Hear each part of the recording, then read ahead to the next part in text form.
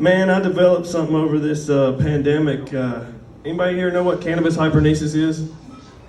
No. That one? Where? Give me a show of hands. Yeah, the dude that, you know every cannabis word I'm gonna say tonight, don't you? Every single, maybe. Well, it's cannabis hypernesis. Basically, my body has a threshold that I can hit, and basically it feels like I'm overdosing on marijuana. Which, y'all, think that sounds pretty bad, but I have learned to use this, because I was about 300 pounds, but baby, I've thrown up about 120. I'm down, I'm slim, I'm looking fucking good now, y'all. How you like me? Sexy as fuck now. Because I've learned to regulate it. It's just brolemia now for me.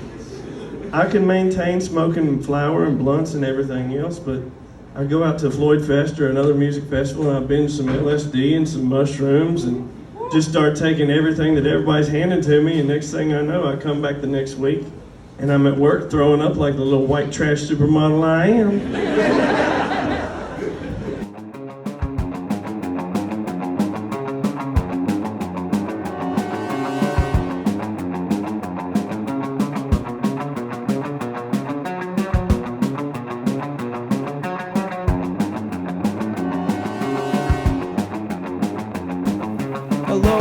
And welcome, one and all, to the Snide Show. I am your host, as always, Cornelius Edward Snyder, otherwise known as Corey the Curator, and I'm joined today with a special guest.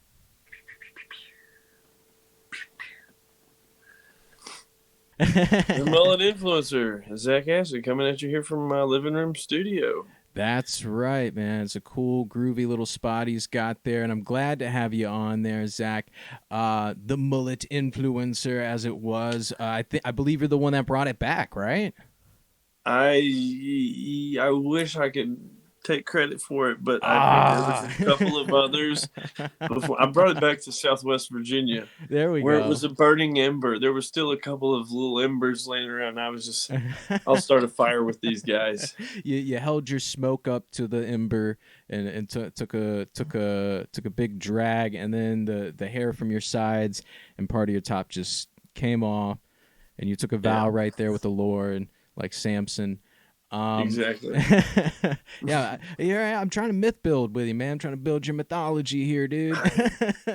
Dude, I need somebody, because I feel like every time I try and write 2 lines of it, I'm like, God, this is dumb, and I just throw it away, and I'm like, I'll worry about that later. Dude, no, you got, I'm sure, a good story cooking already. And speaking of good stories cooking, that brings us to our first little bit of segment here that we call the Slice of Life, and that's just kind of the catch-up segment to let folks at home just know what the Snide folks have been up to, What have you been up to there, Zach? I have just been doing as much stand-up as they will let me do around town, and getting around to Bristol and Richmond, and like I said, wherever they'll let me show up, I'm there. Recently, we were talking earlier about advertising too. Mm-hmm. I love doing comedy in these small Appalachian towns because you realize, like, you put it on Facebook because it gets the most eyes. Mm-hmm. But you put it on Facebook, and it does indeed get the most eyes. It's sad, right? It's sad. Anytime I've done like a boost on there or anything, I'm just like, ugh. How did they get them? I think it's just all the fucking Gen Xers, man. It's all the Gen Xers and all the people that want to be Gen Xers on there, It's something else, because we have Thursday night coming up is BBC night, Bull and Bones comedy Hey-o. night. Yeah. You thought something else, didn't you? Which is the point of the ad, right? Yeah, okay, I got you. Now jump.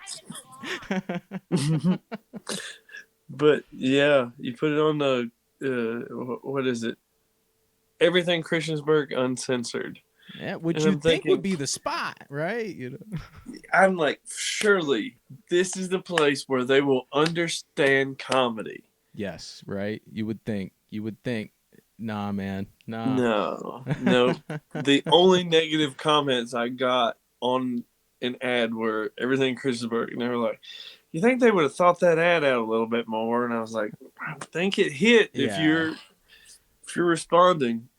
And a bunch of commenters that themselves think they're comedians, man, because it's like it's weird. It's weird the mix of people on that page, and for the folks that aren't in the New River Valley area, the NRV or no, the Christiansburg, everything Christiansburg Uncensored is just kind of like any other sort of like white trash Facebook yard sale nexus spot of just, but it's supposedly the unfiltered one, because the other everything Christiansburg page, which is like now more exclusive, it might even be like a private group or something, but it's like there was some sort of weird politics there. Oh, I'd love to do a deep dive on it. Wouldn't that be great? Just a whole YouTube series on just like fucked up town minutia.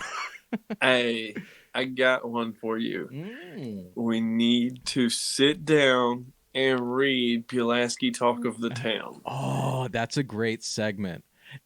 Oh yeah, put a fucking pin in that, because we're coming back around to that one. But yeah, Call me back, because I will start pinning. I will start screenshotting and pinning. There's always somebody on there like, I saw an alien while I was driving down 460 the other night. Tell me if you saw it too. And the comments are just golden, because there's like 4 or 5 people that are like, man, it shook my house. I'm not sure what really happened. Yo. And I want to reconnect with those people that like the house got shook while they were on 460, like, do a little follow-up interview with them. Yeah, like, was it just a lot of like meth and Jim Beam that night? Like, what was it? yeah. No fucking shade at Pulaski. No shade at any of these towns. There are weirdos everywhere. There are cool people everywhere. And sometimes it's hard to tell the difference until you have a good conversation with them. And that's what fucking Snide Studios is all about. So that'd be an amazing segment for us to do, I think. I almost said troll, but not troll. Stroll, lurk, whatever the word is. I don't know what the fucking cool word is. Well, but whatever. mine the... People need somewhere to scream into the void. Mm-hmm. We're just checking in on the echoes. Oh, that's got to be the log line for it. That's got to be the log line for the fucking for the whole shebang, man. Yeah, dude. We're gonna follow up with a segment on that, and you're gonna fucking direct that segment, because I love that. Perfect. So yeah, but everything Christiansburg was the same one that got the Happy Skunk heat initially. Both good and bad, which Okay. we thought was kind of punk rock when we did the Thanksgiving Hangover show, which was our first show at that spot, and I had Zach and the wonderful Jordan Bishop on to do some comedy that night, and also Catherine Rogue as well. Shouts out to all of you. But we put up a flyer just like the one you're seeing at home if you're watching the Twitch or YouTube, and it got like, the town started looking at them then, and it was just, even though they were doing everything legally, they were finding every little bit of red tape to try to slow them down, and it's continued ever since. And I don't think it was just that, but that was like one of like the hay straws that was like, like, fuck, man, what you think everything Christiansburg Uncensored would be the spot to put a fucking, hemp comedy night, and they were just like, no, what is this? Is this okay? Are you sure this is okay? You're gonna be out there doing weed in the middle of the street? I can't believe it. Not by my church. And I was, it was just like, it was my first little brush with that, and it astounds me that you're still dealing with that kind of like bullshit on there. So yeah, that's the slice of life for right now. The other slice of life is just for myself. It's just in a week or so we got the next 420 comedy show at the Happy Skunk little bit of stand up. Then we're going to do some podcasting like we did last time, and it's going to be another little sizzle reel to show the other venues around here to try and do some more of these snide shows around here. You know, we're going to try to start for at least once a month doing some sort of snide show live, whether it's there or Lost in Taste, Milk Parlor, all these awesome spots now that are having this cool like rush of comedy, and we're trying to get in and pour some fucking glasses of podcasting punch while we're at it, you know. Yeah. Sharky's is another spot. They're a much. I don't know if you guys have been there yet, but they give us their upstairs one Tuesday a month, and it is a much bigger room. And if I have the sound going just right, it's a great time for all. Yeah, shout out to Sharky's and Peacock and all the folks out there. Cool, very cool. Man, see, there's so much happening right now that I can't even keep up with it, which is, shouts out to my brother Rye, if he's watching this, who's usually on the show here with me. His slice of life, he's helping my dad move some furniture and shit, which, that sounds like a blast. But, you guys, good luck with all that. Don't hurt your backs and shit. Mm-hmm. But, yeah, he's much better at keeping up with all the social stuff. And just is staying abreast of the scene and, keeping those feelers out for me and stuff. And it's we got some good operations going on here, Zach, and it's amazing to be a colleague of yours at this time. Right, we have made a scene out of nothing but dirt. COVID really killed off this scene. My empire. No, don't go there. Yes. Don't go there. No, don't go. We're not Johnny Cash it. Well, let's 70s Johnny Cash it. We're trying to rockabilly swing our legs around a little bit. That's right. Which, speaking of, man, let's scoop it up, dude. Let's fucking head into this hot scoop. I got some interview questions here for you, Zach. What we got? So you kind of have this our first hot scoop of the evening. You kind of developed this unique persona. Where you've kind of, you're kind of being yourself, but you're leaning into aspects of yourself. Like, what inspired you to get into comedy and channel this part of yourself into it? Well, I've always kind of been a little bit of a rascal. To put it lightly, if there was a way to bend a rule, I bent it. Mm-hmm. And for a long time, I thought that I was going to play, rock and roll or something like that. And I just never could sit down for long enough with a guitar to make it talk to me. Oh, what? Yeah.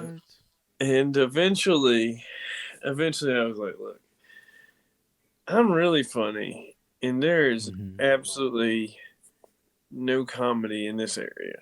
And so I found the one little bitty pulse of comedy around here, and I stuck with it for a while, and I sucked and I sucked until I met Jordan, and somehow he was like, hey man, if you just hold that mic a little bit closer to your mouth, and really that's when it kind of started to click for me. And then with him, he really takes like being a rascal to a whole nother level. He's almost a full-blown silly goose. Dude, yeah. He's silly goose time for sure. Yeah, he's one of my favorites, and I really owe a lot to him. Oh, yeah, for definitely saving me, because I was on a cliff. I was about to be like, I can't even do this, but I don't know. I've always been a little bit of a rascal, and my whole thing with comedy is just kind of, I know what's right, but comedy is not that. So you just be a little bit of a rascal, a little silly goose, and that's just it. That's just your. Some people are gonna like you, and some people ain't. Right. Right. Yeah. And honestly, in entertainment, they say that success or the best you can hope for is that 50% of the people will hate you, 50% of the people will love you. To aspire to be one of those people that's universally loved, none of the people that have become that, well, I'm not going to say none of them wanted that, because I mean, you got people like Robin Williams, who, you know, was a notorious people pleaser, but it's very draining to be one of those people that you want everyone to like you. I mean, believe me, I might know a thing or two about that, but you know, you do have to reach this point where you're like, you know what, you can try, but only so hard to make everybody laugh, to make everybody smile, to make everybody feel good.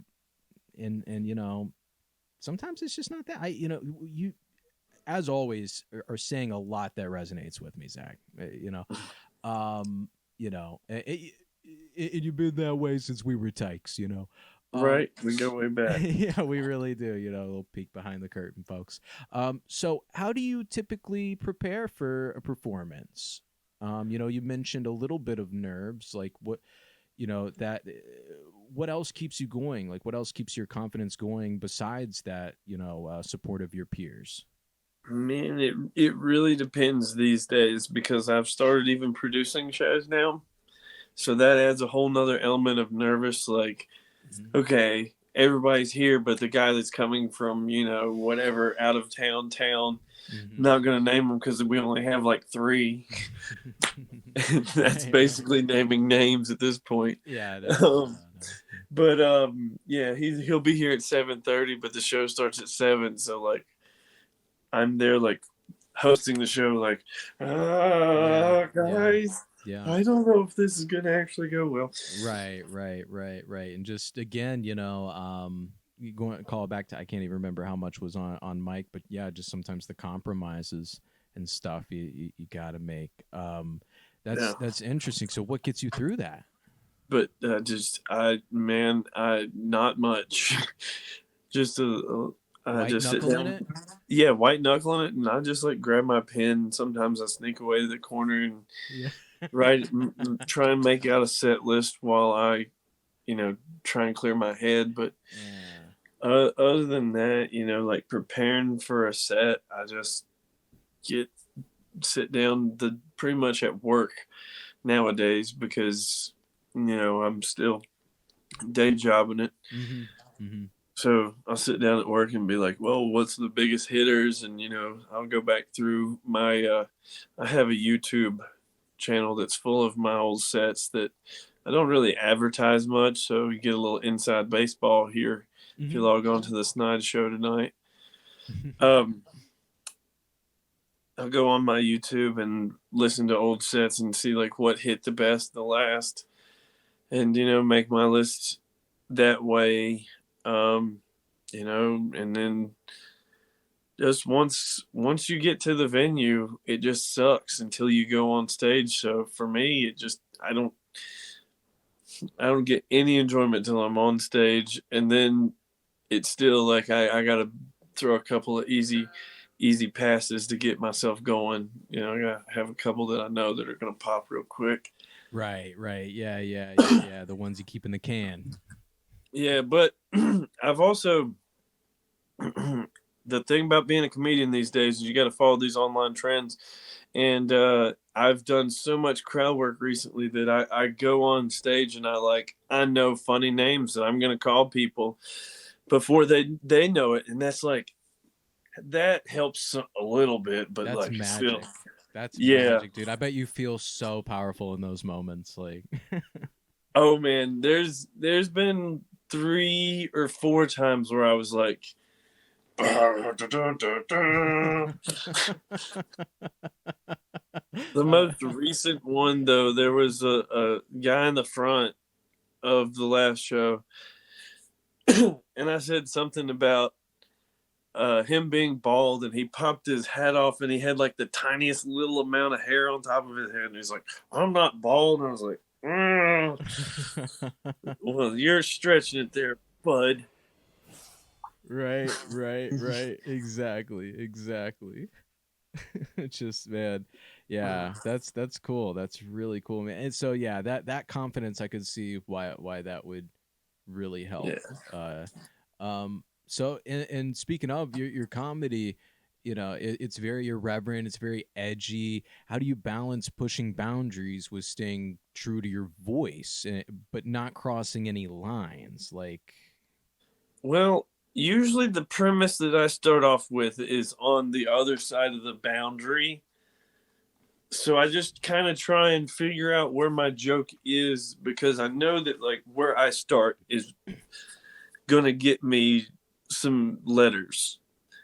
So I start there and then work my way back and kind of figure out how close to the edge can I get? How close, how far can I push here?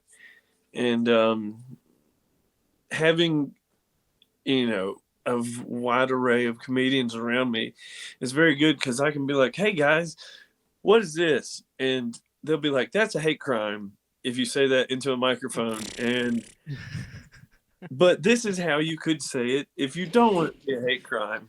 right. Yeah, And go from to. yeah, exactly. Man, so can you walk us through your process of coming, like, bringing your one-liners and stuff, and bringing that with your stories? You'll kind of do that a little bit, where you'll have like a story, and then you have these kind of one-liners in the story, and like, what is your process? Like, how does it come together like that? It's so tumultuous and wild, and nothing ever is the same. Sometimes it'll just like come to you in the morning like a dream. Whoa. And Yeah, it'll I've just heard be those like, before. bong, this is your line, this is it. And sometimes it's like something that you wrote down in a book 9 months ago. And then the dream happens, 9 months after, or and a lot of times it's just me being like, hey guys, what's this? And they're like, that is the most awful, disgusting thing I have ever heard. So And if you tame it back, it's your style, but we hate it. Right. Of course. That's always always where I end up at. Yeah. So, yeah, man, again, like, a lot of what you're saying resonates with me. Do you ever have those nights where it's every time you start to fall asleep, something comes together? Have you ever had those nights? Yeah, I do that way too often, because I'm just like chasing my cell phone as I'm falling asleep, just sending messages. And, sometimes it'll be like saving notes, but a lot of times it's like, hey, here's this line.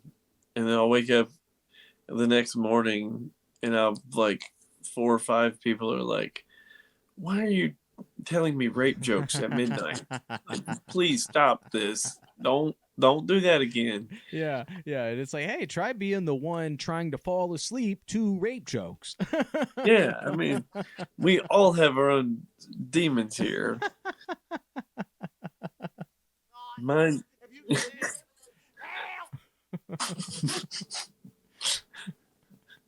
Yeah, my sleep paralysis demon is just a bunch of like blackface and rape jokes. Yeah, just these demons, these jester demons of a blackface, like, rape Yeah. jokes, like, try getting to sleep to this numbskull. Hunter Biden smoking crack all the time.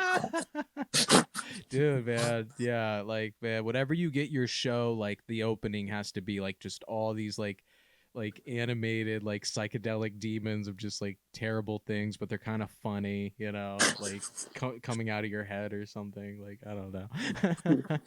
Me sitting my head on Buddha's body. Whoa. But the Mandela's just like popping out different, like, I see it already. Yeah, man. Yeah. I love that. So, it's so we talked a lot about your process, but who are some of your biggest comedic influences that have inspired your work and your process?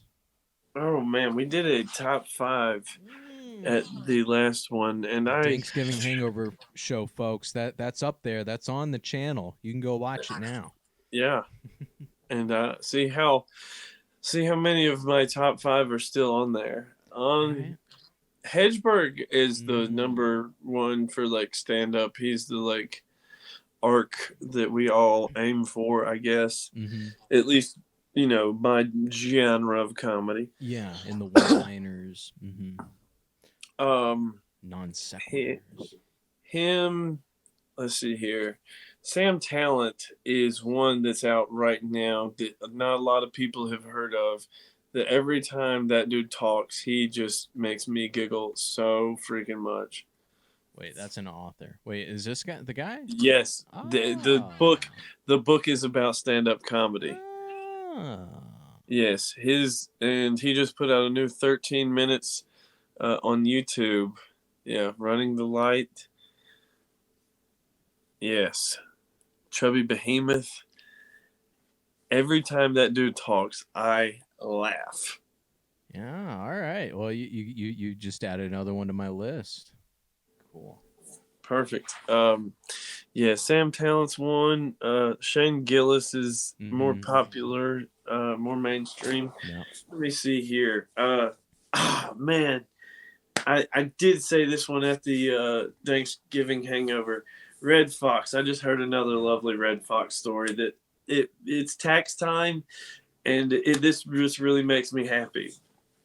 So, towards the end of Sanford and Sons, Red Fox had gotten in like big trouble with the IRS. Yeah. Big trouble. And 3 or 4 friends of his were like, it was Frank Sinatra and the Rat Pack. Okay. Yeah. Played shows at his house like for a week straight and was like, here's all this money to pay the IRS back. And Red Fox took that money and did not pay the IRS back. That's I love that. That's awesome. Yeah. Red Fox, legend. He's one I love. Still got Sanford and Sons on all the time. Yep. Always on rotation. Yeah. Mm-hmm. It feels like a warm hug. Like it just watching it just feels like, you know, just a relaxed evening at home, you know. Mm-hmm. So I imagine what Bonanza feels like to like my granddad. It is kind of like that. Yeah. I'm sure it is kind of like that. So speaking of, you know, rusticism and nostalgia and whatnot, fishing is a big part of your life and a bit of your humor. Can you first, do you ever write while you're fishing? Kind of. Fishing is something you do with your buddies, and your buddies, now that I'm a comedian, they all are like, hey, listen to this. And I have gotten at least 2 jokes while I was on a safety meeting at the river. While we were making sure our heads were correct to go through, you know, safely down the river. Right.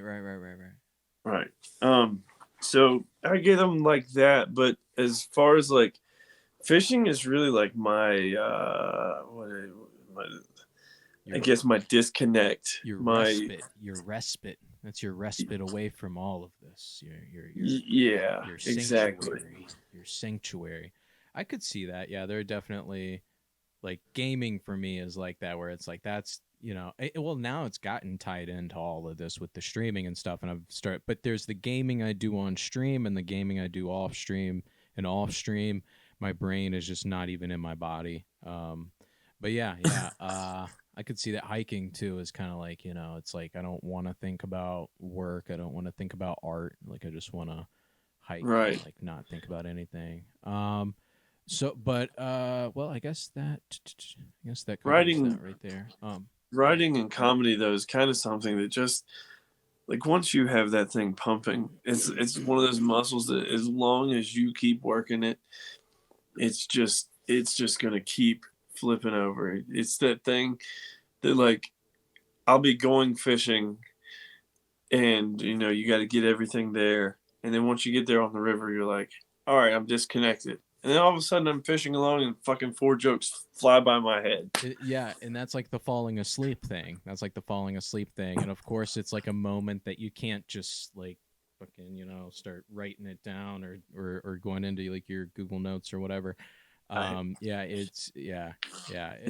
And that's a thing with meditation. And that's part of like what meditation is for, where it's like sort of you don't necessarily totally shut your brain off, although that may be what you're aiming for. It's okay if it doesn't, and sometimes that's a way you work out trauma, where it's like you're sitting there, you did your yoga, you're meditating, and just suddenly bam, oh, that's why that happened. Like fuck, like it's like just it's what it's for, man. I wonder, and I'd like to because I'm not big into sports, but we're looking at talking to some athletes, because my brother wants to get into that a little bit. But I wonder if that ever happens to athletes, like they're in the middle of like training or a game, and they just have like a trauma flashback or like some good ideas, and they're like, fuck, my head is gone, I can't get back into this now. Like that would be something like horrible for like a professional athlete. You just went like 6 for 30 shooting, you just missed almost all your shots, and you're like sitting at your press conference, and they're all like, so what happened? You're like, well, I was molested as a child, yeah, and it just came back to me. That has to be he came back. Now that I think about it, that has to be a thing where it's just like they're out there like, oh, that's why my dad hit me. Oh shit, like, oh Yeah. like, or again, the other side of it is like they're on there, like they're like also like getting into like stand up or something. They have some jokes come to their mind, and like they can't think about anything else, and they're like, fuck, I gotta remember that thing, I thought about running, fuck, I missed it again. Like man, I can't wait to ask that of some athletes. That's going to be like when I ask everyone, have you ever had a crazy revelation on the field or whatever? Like, have you ever had like a crazy revelation? Why? And like, you know what, actually, we'll see. So speaking of controversy, this is similar to the other one, but I'm just wondering if you have anything. It's a little more nuanced. What are you learning about navigating the balance between pushing boundaries and avoiding offense? You mentioned that you'll go to your peers, but are there any other things that have helped you with that? Like, a lot of it's like just common sense, like should be don't be a fucking dick. Yeah. But at the same time, I'm also like thinking to myself, like, I was just like laughing jolly, like, oh, ha ha ha, you were talking about you being molested and beaten by your dad, ha ha. Right. That's like going through my head right now, like, oh shit, are they gonna come back and clip this one for me? Yeah, and it's one of those things. We've talked about this off pod before, and I've talked about this a bunch on this podcast, because this is just part of Snide Studios, is remembering that comedy is testing common sense. That's part of the whole thing. Like, comedy in its essence, like if you look like, and I learned this in one of my communications classes last summer, that we were doing like a whole module on debate, and like what debate is and what makes a good debate and what fallacies are. And I had this epiphany that most of comedy is bad arguments. That's part of what makes them funny, is like you're taking a bad argument and you're trying to make sense of it with an audience, or you're trying to pull the audience to your perspective, or to see it your way, or to look at something differently. That's the whole thing. Comedy is bad arguments. and like clean comedy is just a good argument, right? Yeah, a lot of times it is. With just like some good, like, nuance. Yeah. And that's yeah, and so like a lot of it is finding the common sense, because common sense is not common. I can't remember who said that. I'm sure someone said it. My dad used to say it a lot though. So we'll just throw up that it was my dad that said that, and we'll quote it to him. We'll attribute to him, and Shut up, pops. yeah. Papa Snide said back in the day, common sense ain't common. It's not, and part of comedy is finding common ground with people, Yeah. through this sensationalization. Like it is literally that, and like people have forgotten that because of the culture war and everything. But we're getting back to it, folks. We're getting back to it. The pendulum swings, and this is one of the places it does. Is just what is controversy? What is controversy?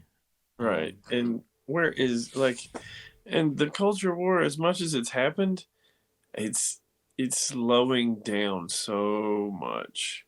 Is there a lot of people like us like, whoa. Some of this shit's important?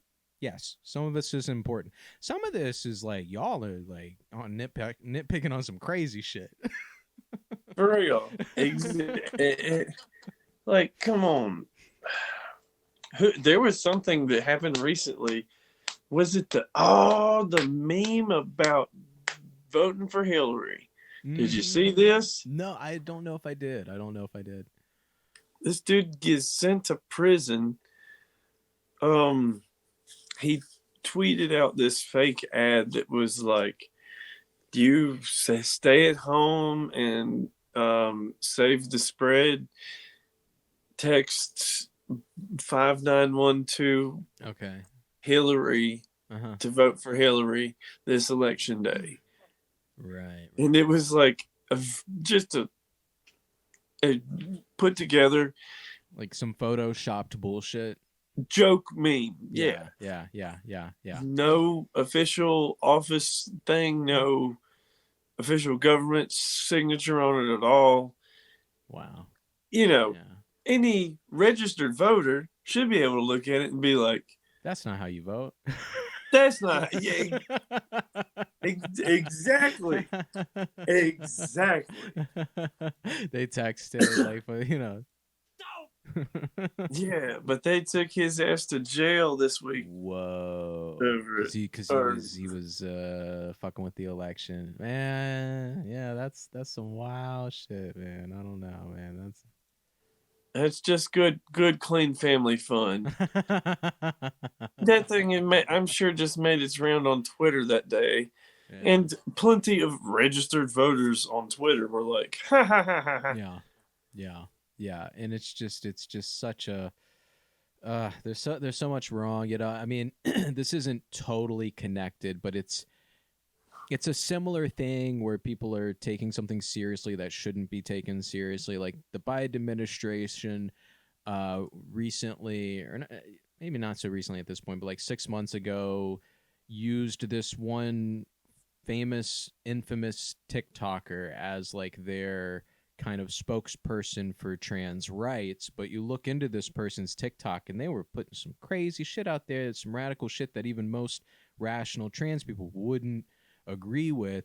And then that was like fucking, they took that person, like they just didn't background check them, it was someone that was trending that day, and they were just like, tap that person. They were like, hey, you're gonna be the one for this thing. And it was just like everybody was like, what the fuck, you guys? See, and this is such a hot right now economy. I'm saying, as a comedian, it's gonna take being hot for the longest amount of time. You know what I'm saying? Mm-hmm. You got to figure out how to keep doing your stuff, and not just like, you can't just have one big pop. Right. Anymore. Right. Yeah. And that's the thing, is like, everybody's getting these. I heard that the now this is double controversy. Watch out here. Did I hear right that the Bud Light person had some backlog? I love that. Yeah. Had some backlog stuff on them. Did I hear that correctly? Oh yeah. I didn't hear that, but please.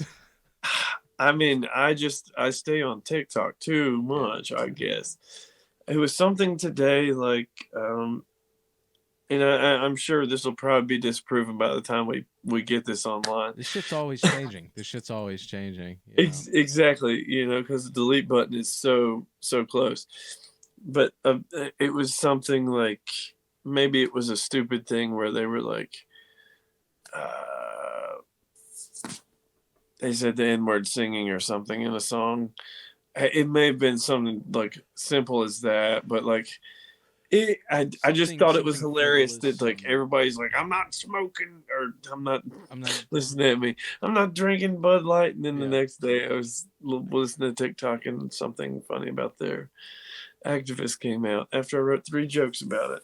Yeah, it's and then it'll be a whole lot of people that are like, well, what about this? And which again with the topical punch is something I'm having to deal with, especially with clipping it and putting it out. Is like, oh man, it's so crazy. Like I turned my volume down and then I turned over and I turned around and realized how low it was in there, but my monitor, I'm like peaking, so it's like blasting in my headphones, but not super quiet over there.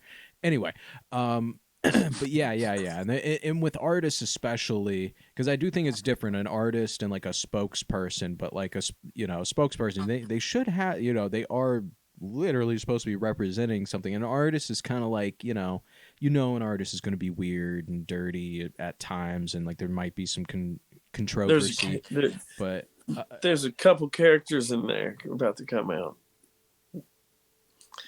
with an artist. Wait, say that. I'm just saying, like, normally with an artist, there'll be like a couple typically of you're going to have a character. Yeah, typically they're going to be, probably a weirdo. Yeah, because they're an artist. Yeah, and again, to bring it back around, comedians. Yeah, it's like they're going to be, they're not there to be the hero. They're not there to be the face. They're the heel. They're right. Exactly. I tell Catherine, this all the time.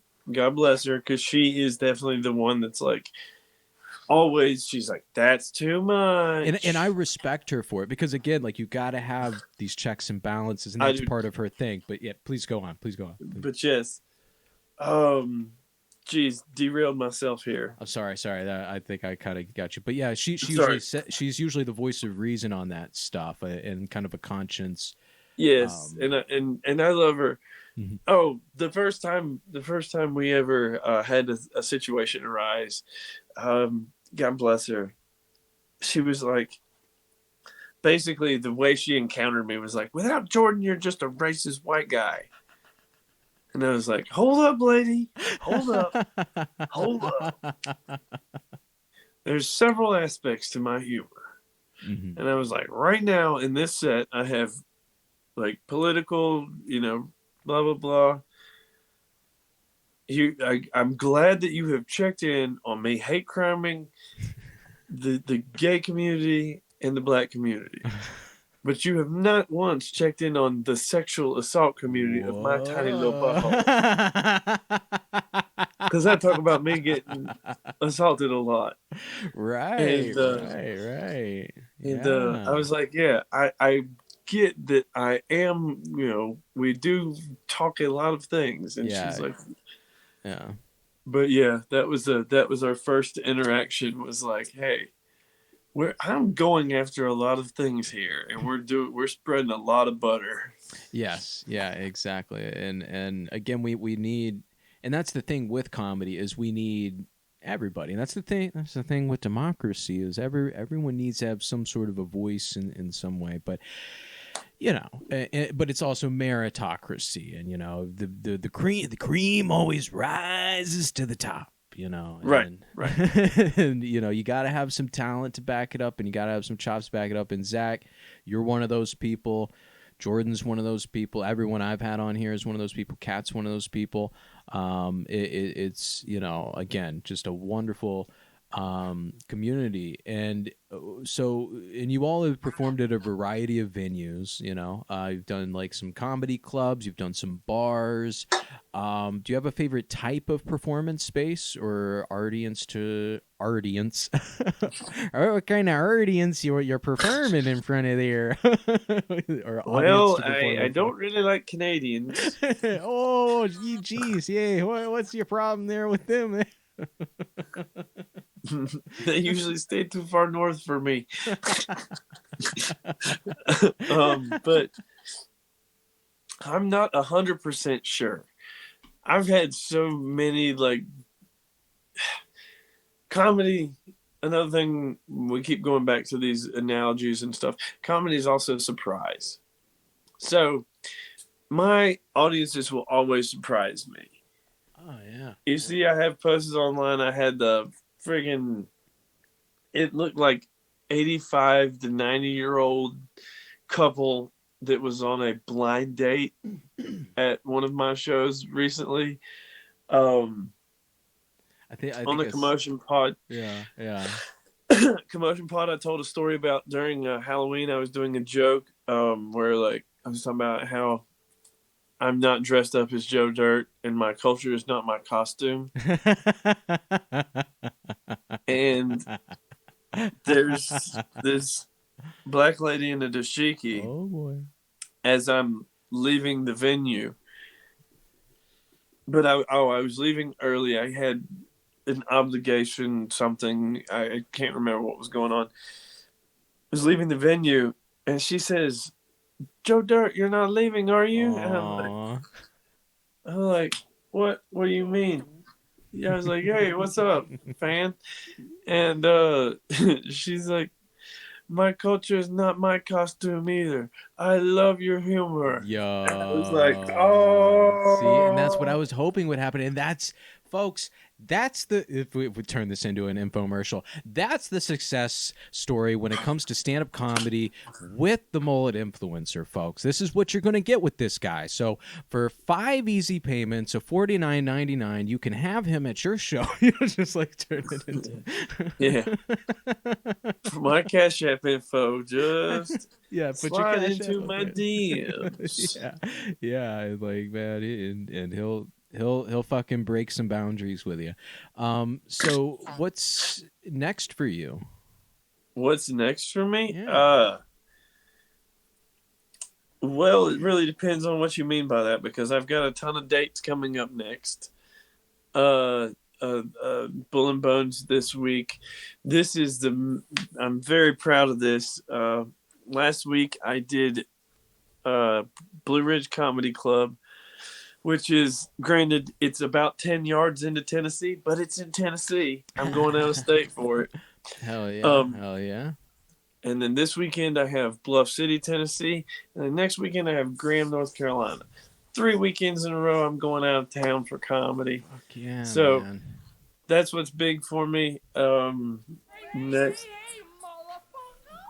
Yeah, motherfucker. And I recently had a call with a comedy coach who told me to make myself a good tape and try to apply to some more road gigs. So you heard it here first. There's more inside baseball if you're logging into the Snide stream right now. The Sam Talent Don't Tell Comedy, if you go on YouTube, he's just released a 13-minute deal. And, a lot of comics, they try and release, 5 minutes as they start. And I kind of, by having this scene kind of fall into my hands, I was kind of lucky. And I'm going to try and just put together the funniest 13 to 15 minutes for you guys that I possibly can. And I'm going to get it somehow videoed. And that's my goal for like the next 6-ish months to finally get a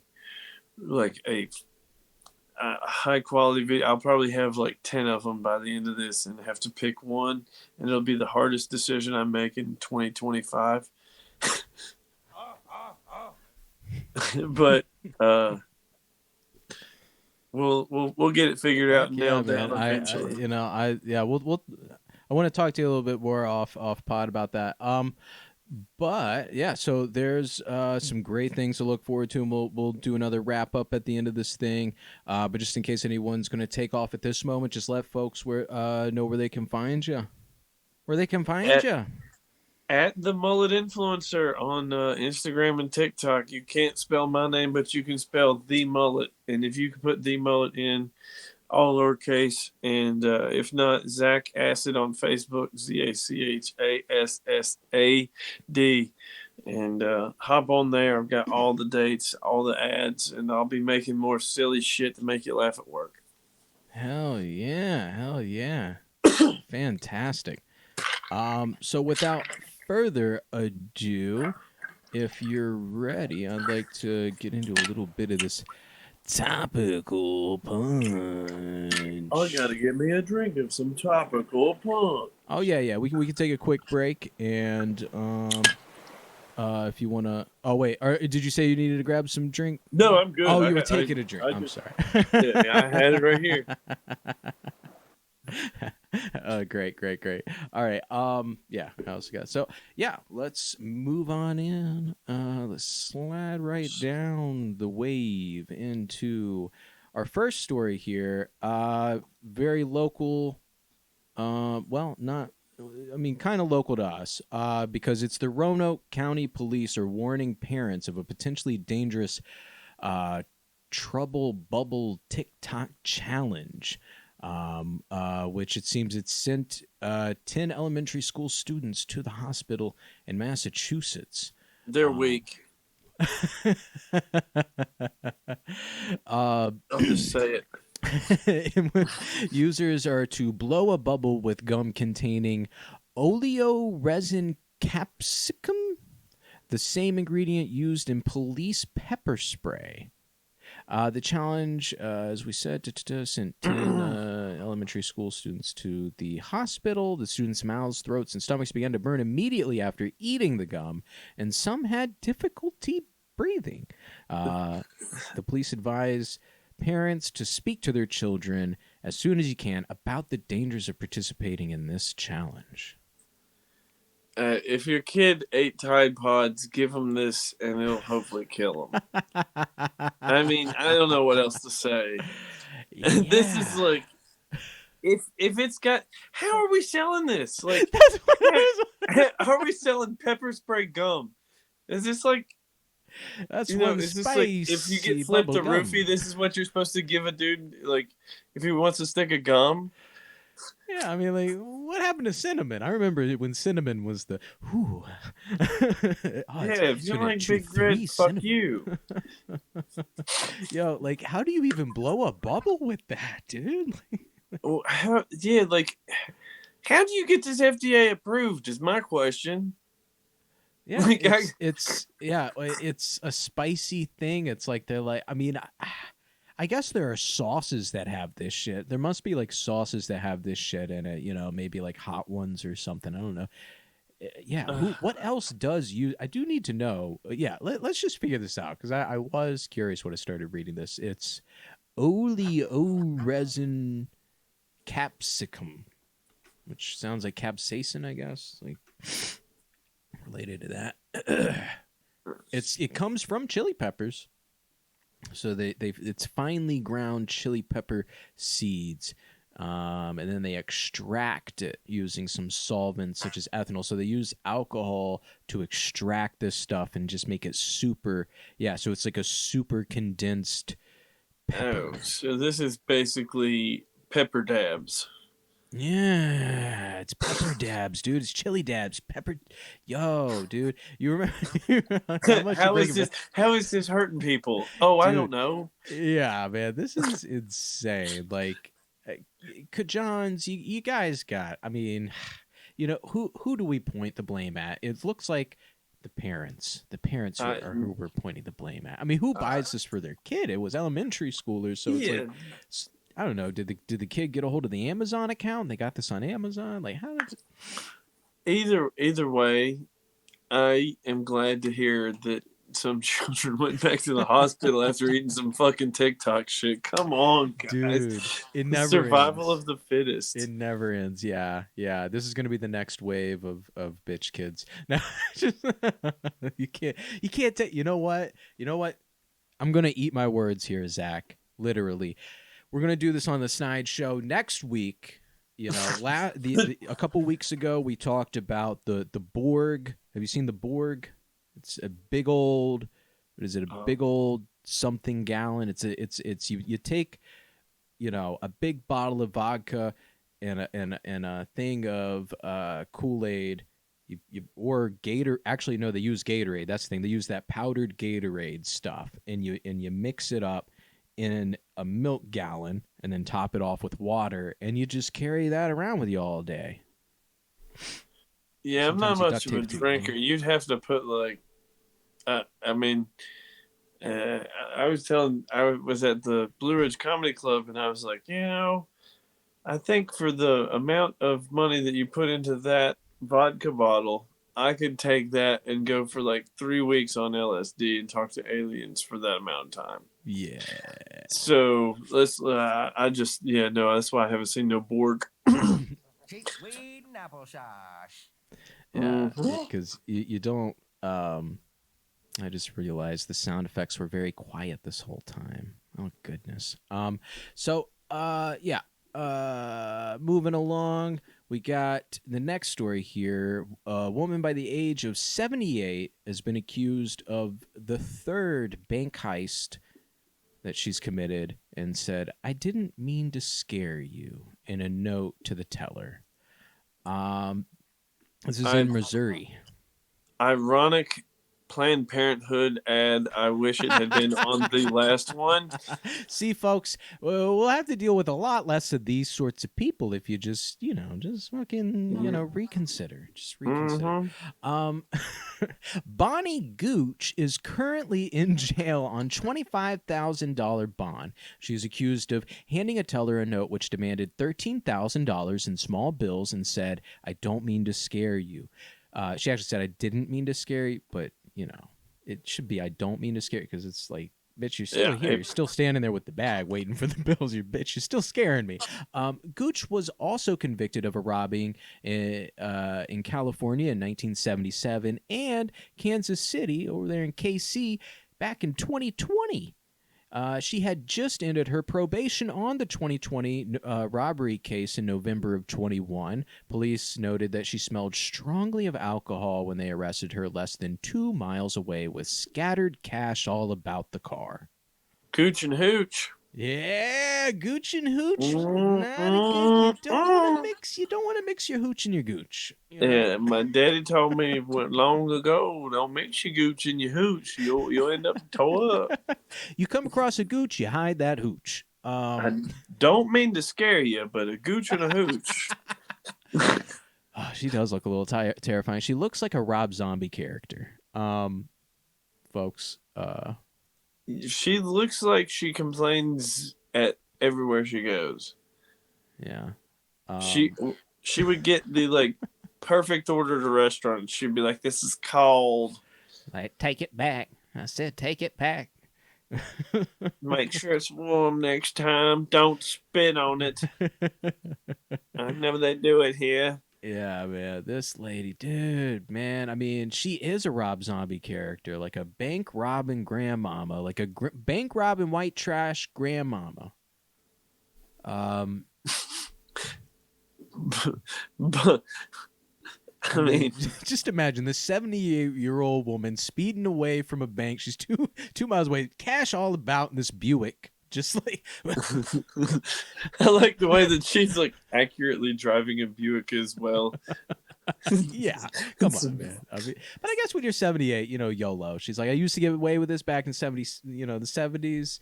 Well, actually, no, she didn't get away with it. She was convicted. I mean, come on. If you didn't get away with shit in 77, you shouldn't be trying in 2023. Yeah. I mean, just give it up, baby cakes. Yeah. Jesus Christ. That is a good story though, Gooch. Bonnie Gooch. Bonnie and Clyde has just been bouncing around. Bonnie Gooch Yeah. and Clyde. It is a little bit of that nominative determinism is what they call it, Zach. When you name someone something and that dictates kind of who they become. It's nominative determinism. When you fucking name this chick back in like what the 40s or 50s, Bonnie, Yeah. like Bonnie Yeah. Gooch. I'm sorry. It only would have been better if she was from Goochland, Virginia. Yeah. There she would have been queen, you know. She found the head Gooch. Yeah, we found a grandmama Gooch. And then the last little bit of news this evening, folks. Sad story here. Keon Trinice Bester of Alabama discovered an opossum atop her pillow just as she was about to go to bed. This incident led to her deciding to leave her apartment with her children that night due to safety concerns. She believes that the possum has taken over her room and said the experience was frightening and she's not coming back. And I have a statement here from the possum. It says, "Good riddance." Yeah. I wish you would come back because I just want to be friends with you. I just want to hang out, Miss Lady. Yeah, that's so fucking sad, man. You know, I mean, there's so many worse problems you could have with an apartment, man. There's so many more like worse problems you could have. You could have noisy neighbors, you know, you could have terrible rent, you know, you could have like an abusive landlord, but no, it was this little guy right here. Yeah. Come on, it's not even a big one. It's not even a big one. What's her name again? Because I'm having a really, really, really bad thought here that I'm about to drop on you. Keon Trinice Bester. Okay. So follow me down a short road here. Sure. Okay. I'm with you. I am having a thought that this baby possum Sure. also is looking to bond because this baby possum possibly lost his father. Oh, okay. And I'll just admit it here. I'm going to do some racial profiling. Okay. Based on her name. Be like, wait, what? Hold on, no. Yeah. Maybe the possum was just like, hey, we might have something in common here. You got these And three she's other like, kids. oh, hell no, motherfucker. We You got ain't having three- no goddamn possum in this crib. You got three others. What's one more? I swear I eat way less. I look at me. I don't weigh nothing, you know. Exactly. I'll eat the trash. Yeah, whatever's left over, man. Just let me hang out. This is where I thought you were going to go with it, Zach. This is where I thought you were going. She noticed this thing as she was going to bed. When you're going to bed, your head hits the pillow. Where did she find this thing? On the pillow. You putting your head? Oh no! No, I was putting together a statement that I won't even say out loud.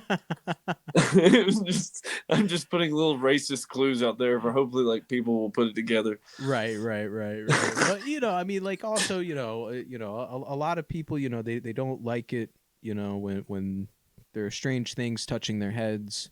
Right. Yeah. I love it though. That's what I need is a good little dangly little possum to hang out with me. Well, you got one right here. The one's looking for a roommate right there. Actually, we're in Southwest Virginia, Zach. I bet you we could find a bunch more looking for roommates. That is actually half of my TikTok algorithm is people that have possums as pets. Dude. It's just me watching them and there's an odd amount of people on TikTok that have raccoons and possums, pig, just weird shit for pets, and that's their career because of TikTok. I only ever get onto Facebook to post, and I get caught up in those dodo videos all the time of the possums and the raccoons and the whatever else, just random, geese, just weird foxes, just weird unconventional pets, man. And you know what, it's a sign. And you know what, Uncle Tony, I took your advice and I did this all on purpose. All this news was catered for you, Zach. I did this all on, no, actually, this is just what I happened to find in the local section today. But yeah, let's say, much like building mythology, let's just say I did this on purpose. These were catered for you, Zach. Perfect. Perfect. But that's all the news that was fit to print this episode of Topical Punch. So I think that wraps up the show. So now that we're at the end, let's get into the plugs. Again, where yeah, just jam it right in there at the end. Jam these plugs right in at the end. The butt plugs. Where can people find you, Zach? Well, Instagram, TikTok, at theMulletInfluencer. You can spell that at the mullet, all lowercase, no spaces, no nothing. You got it. But from there, Thursday, or excuse me, even tomorrow, I won't be performing. I will be at the Milk Parlor. We have Winston Hodges coming in. He is a Virginia Tech alumni, and he is coming to perform for the Virginia Tech Comedy Conglomerate. And I am going down there to say hey, and depending on time, they said they'll have an open mic, and I'm going to slide them an extra 20 and see if I can't get on that lineup, baby. Hey, you know me, I'm never one to bum a little bit. Put it out, but by any means. Exactly. Thursday, I will be at Bull and Bones in Blacksburg, Virginia, 8 p.m. BBC night. You know, that's why I'm there. I fit the build. Saturday, I'm in Bluff City, Tennessee. The first ever Hippie Billy Comedy Showcase. That is a little thing that I've been working on, trying to get a logo and a backdrop and stuff where I'm producing comedy. That's my name. Another your third hit of Behind Baseball for the night. Yeah, man. You do dropping on, or I'm sorry, what is it? Spilling all sorts of tea. Right. Leaving a little Easter egg out there for the hardcores. There you go. There you go. We got April 24th, we will be at Longway Brewing Company. And then my favorite venue, dude. My favorite. The Beer venue. Church. Everybody loves that. And the 29th of April, I will be at Lost in Taste in Christiansburg. That's my first time going there. Twice I have been there helping produce, and twice people have asked me to perform. That is the most surreal thing about this comedy stuff, is actually having people that show up that actually like you. I've never had that before. I'm used to just showing up to family events. It's cool. But yeah, so Lost in Taste, come out, pack these houses. Come out and laugh, man. That's all we're doing. If I say something that offends you, please tell me, and I'll say it twice as loud at the next spot.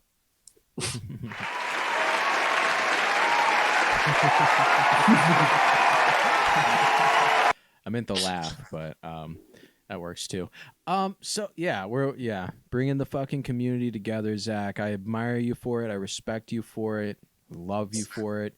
And everyone at home, definitely look all that up.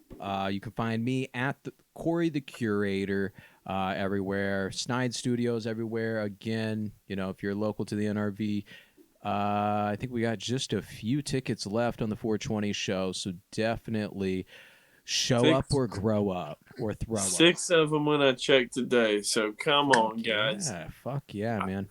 Awesome. I will be at that show. I will not be performing. Another one to add there if you want to come out and shake my hand and hug me. Yeah, there you go, folks. Yeah, there's going to be all sorts of characters there, which I love. Again, I love the community showing up for this, you know, because, again, we're trying to make this a regular thing in the area, just at least once a month doing these live Snide shows. And who knows what can happen. I mean, this is we kind of done the format tonight that's become very familiar for the home shows, but for the live shows, I'm trying to really, you know, make it a like multimedia experience. And this is going to be kind of the pilot for that. You know, we're going to be looking at like sponsorships for this kind of thing. So if you know anybody out there who's got a business trying to get their word out, if you think this is the demographic, you know, definitely hit us up at this site or, you know, DM one of us. You know, there's all sorts of like little about, all sorts of links here on the site. The site takes you everywhere. So yeah, we plugged up. So it's time to shut up. Have a great night, everyone. Thanks again, Zach, and thank you, and thanks to everyone for tuning in.